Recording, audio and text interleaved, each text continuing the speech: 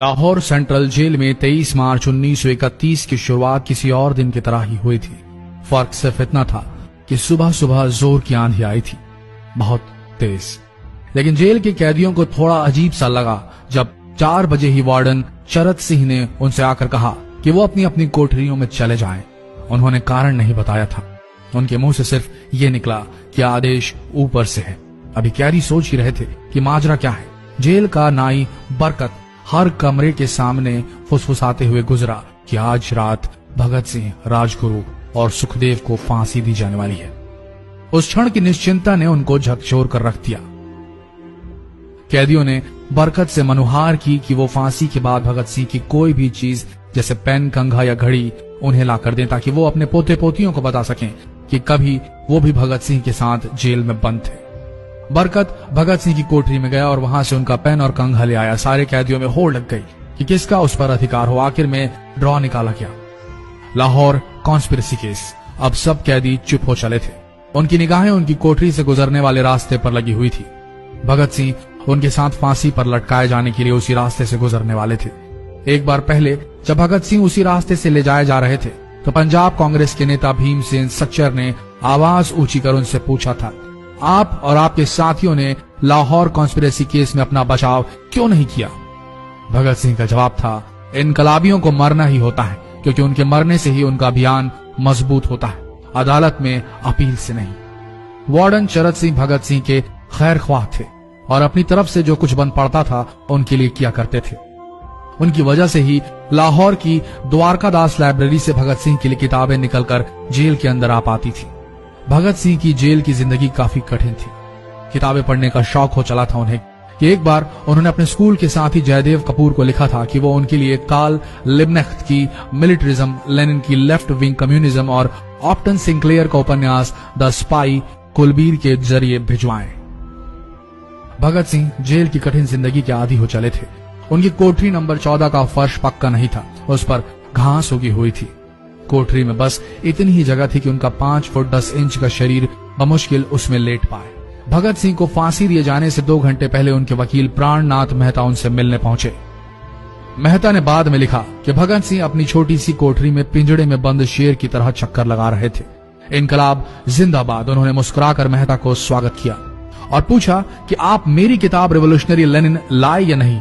जब मेहता ने उन्हें किताब दी तो वे उसे उसी समय पढ़ने लगे मानो उनके पास अब ज्यादा समय न बचा। मेहता ने उनसे पूछा कि क्या आप देश को कोई संदेश देना चाहेंगे? भगत सिंह ने किताब से अपना मुंह हटाए बगैर कहा, सिर्फ 2 संदेश, साम्राज्यवाद मुर्दाबाद और इनकलाब जिंदाबाद। इसके बाद भगत सिंह ने मेहता से कहा कि वो पंडित नेहरू और सुभाष चंद्र बोस को मेरा धन्यवाद पहुंचा दे जिन्होंने मेरे केस में गहरी रुचि ली थी। भगत सिंह से मिलने के बाद मेहता राजगुरु से मिलने उनकी कोठरी पहुंचे। राजगुरु के अंतिम शब्द थे, हम लोग जल्द मिलेंगे। सुखदेव ने मेहता को याद दिलाया कि वो उनकी मौत के बाद जेलर से वो कैरम बोर्ड ले लें जो उन्होंने उन्हें कुछ महीने पहले दिया था। मेहता के जाने के थोड़ी देर बाद जेल अधिकारियों ने तीनों क्रांतिकारियों को बता दिया कि उनको वक्त से 12 घंटे पहले ही फांसी दी जा रही है। अगले दिन सुबह 6 बजे की बजाय उन्हें उसी शाम 7 बजे फांसी पर चढ़ा दिया जाएगा। भगत सिंह मेहता द्वारा दी गई किताब के कुछ पन्ने ही पढ़ पाए थे। उनके मुंह से निकला, क्या आप मुझे इस किताब का एक अध्याय भी खत्म करने नहीं देंगे? भगत सिंह ने जेल के मुस्लिम सफाई कर्मचारी बेबे से अनुरोध किया कि वो उनके लिए उनको फांसी दिए जाने से 1 दिन पहले शाम को अपने घर से खाना जरूर लाएं। लेकिन बेबे भगत सिंह की इच्छा पूरी नहीं कर सके क्योंकि भगत सिंह को 12 घंटे पहले फांसी देने का फैसला ले लिया गया और बेबे जेल के गेट के अंदर ही नहीं घुस पाए। थोड़ी देर बाद तीनों क्रांतिकारियों को फांसी की तैयारी के लिए उनकी कोठरियों से बाहर निकाला गया। भगत सिंह, राजगुरु और सुखदेव ने अपने हाथ जोड़े और अपना प्रिय आजादी गीत गाने लगे। कभी वो दिन भी आएगा कि जब आजाद होंगे हम, या अपनी ही जमीन होगी या अपना आसमान होगा। फिर इन तीनों का एक एक करके वजन लिया गया। सबके वजन बढ़ गए थे। इन सब से कहा गया कि अपना आखिरी स्नान करें। फिर उनको काले कपड़े पहनाए गए लेकिन उनके चेहरे खुले रहने दिए गए। चरत सिंह ने भगत सिंह के कान में फुसफुसा कर कहा कि वाहे गुरु को याद करो। फांसी का तख्ता भगत सिंह लिए बोले, पूरी जिंदगी मैंने ईश्वर को याद नहीं किया। असल में मैंने कई बार गरीबों के कलेश के लिए ईश्वर को कोसा भी है। अगर मैं अब उनसे माफी मांग लूं तो वो कहेंगे कि इससे बड़ा डरपोक कोई नहीं। इसका अंत नजदीक आ रहा है, इसलिए ये माफी मांग रहा है। जैसे ही जेल की घड़ी ने 6 बजाया, कैदियों ने दूर से आती कुछ पद चांपें सुनी। उनके साथ भारी बूटों के जमीन पर पड़ने की आवाजें भी आ रही थी। साथ में एक गाने का भी दबा स्वर सुनाई दे रहा था। सरफरोशी की तमन्ना अब हमारे दिल में है। सभी को अचानक जोर जोर से इनकलाब जिंदाबाद और हिंदुस्तान आजाद हो के नारे सुनाई देने लगे। फांसी का तख्ता पुराना था, लेकिन फांसी देने वाला काफी तंदुरुस्त। फांसी देने के लिए मसीह जल्लाद को लाहौर के पास शाहदरा से बुलवाया गया था। भगत सिंह इन तीनों के बीच में खड़े थे। भगत सिंह अपनी मां को दिया गया वो वचन पूरा करना चाहते थे कि वो फांसी के तख्ते से इनकलाब जिंदाबाद का नारा लगाएंगे। लाहौर जिला कांग्रेस के सचिव पिंडी दास सोंधी का घर लाहौर सेंट्रल जेल से बिल्कुल लगा हुआ था। भगत सिंह ने इतनी जोर से इनकलाब जिंदाबाद का नारा लगाया कि उनकी आवाज सोंधी के घर तक सुनाई दी। उनकी आवाज सुनते ही जेल के दूसरे कैदी भी नारे लगाने लगे। तीनों युवा क्रांतिकारियों के गले में फांसी की रस्सी डाल दी गई, उनके हाथ और पैर बांध दिए गए। तभी जल्लाद ने पूछा, सबसे पहले कौन जाएगा? सुखदेव ने सबसे पहले फांसी पर लटकने की हामी भरी। जल्लाद ने एक एक कर रस्सियां खींची और उनके पैरों के नीचे लगे तख्तों को पैर मारकर हटा दिया। काफी देर तक उनके शव तख्तों से लटकते रहे। अंत में उन्हें नीचे उतारा गया और वहां मौजूद डॉक्टरों लेफ्टिनेंट कर्नल जे नेल्सन और लेफ्टिनेंट कर्नल NS सोंधी ने उन्हें मृत घोषित किया।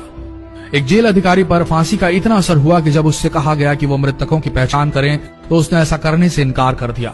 उसे उसी जगह पर निलंबित कर दिया गया अंग्रेजों द्वारा। एक जूनियर अफसर ने यह काम अंजाम दिया। पहले योजना थी कि इन सब का अंतिम संस्कार जेल के अंदर ही किया जाएगा, लेकिन फिर यह विचार त्यागना पड़ा जब अधिकारियों को आभास हुआ कि जेल से धुआं उठते देख बाहर खड़ी भीड़ जेल पर हमला कर सकती है। इसलिए जेल की पिछली दीवार तोड़ी गई। उसी रास्ते से ट्रक जेल के अंदर लाया गया और उस पर बहुत अपमानजनक तरीके से उन शवों को एक सामान की तरह लाद दिया गया। पहले तय हुआ था कि उनका अंतिम संस्कार रावी के तट पर किया जाएगा, लेकिन रावी में पानी बहुत ही कम था, इसलिए सतलज के किनारे शवों को जलाने का फैसला लिया गया। उनके पार्थिव शरीर को फिरोजपुर के पास सतलज के किनारे लाया गया। तब तक रात के 10 बज चुके थे। इस बीच उप पुलिस अधीक्षक कसूर सुदर्शन सिंह कसूर गांव से एक पुजारी जगदीश अचरज को बुला लाए। अभी उनमें आग लगाई ही गई थी कि लोगों को इसके बारे में पता चल गया। जैसे ही ब्रितानी सैनिकों ने लोगों को अपनी तरफ आते देखा, वो शवों को वहीं छोड़कर अपने वाहनों की तरफ भागे। सारी रात गांव के लोगों ने उन शवों के चारों ओर पहरा दिया। अगले दिन दोपहर के आसपास जिला मजिस्ट्रेट की दस्तखत के साथ लाहौर के कई इलाकों में नोटिस चिपकाया गया, जिसमें बताया गया कि भगत सिंह, सुखदेव और राजगुरु का सतलज के किनारे हिंदू सिख रीति से अंतिम संस्कार कर दिया गया है। तो ये थे भगत सिंह की जिंदगी के वो 12 आखिरी घंटे। आशा करते हैं इस वीडियो में सुनाई गई ये कहानी आज युवा पीढ़ी के दिलों में मर चुके देशभक्ति को जगाने में कामयाब होंगे। जितना हो सके इस संदेश को पूरे देश में पहुंचाएं। इस वीडियो को शेयर करें फेसबुक पर, व्हाट्सएप पर।